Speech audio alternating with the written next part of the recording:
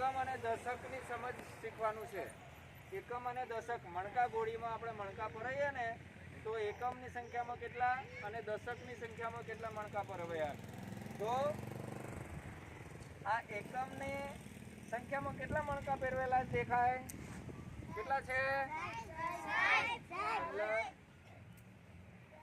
3. કેટલા? 3. તો એકમની સંખ્યામાં કેટલા લખવાના આપણે? 3. હવે દશકમાં આપણે કેટલા મણકા પહેરવાયા છે? 4. કેટલા? 4. હવે આ કેટલી સંખ્યા બની? કેટલી સંખ્યા બની તારા? 43. ઉભા થઈને બોલો બેટા. 43. 43 કેમ કેમ થાય? બોલો તો. ચોગડ તગડ 43. હવે એ રીતે આપણે ફરી અહીં બીજી એક મણકા ગોળી દોરીએ. આવું બેટા ઘેર બધાએ કરવાનું હોય ને.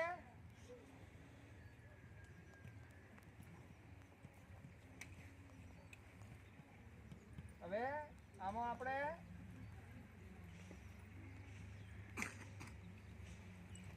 પાંચ મણકા પહેર્યા. કેટલા? 5. અને આમાં આપણે કેટલા પહેર્યા? હા. હવે આ કેટલા એકમની સંખ્યામાં કેટલા મણકા પહેરવેલા દેખાય છે?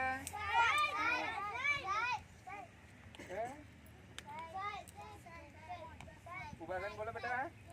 કેટલા? 5. કેટલા? અને દશકની સંખ્યામાં કેટલા મણકા પહેર્યા છે? સેજુ બોલે 3. કેટલા? તો આ કઈ સંખ્યા બની? કોણ બોલશે? આશા?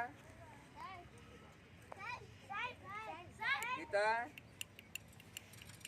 35. 35 કેમ કેમ થાય? હે ગીતા બોલો તો બેટા. તગડ પોચડ 35.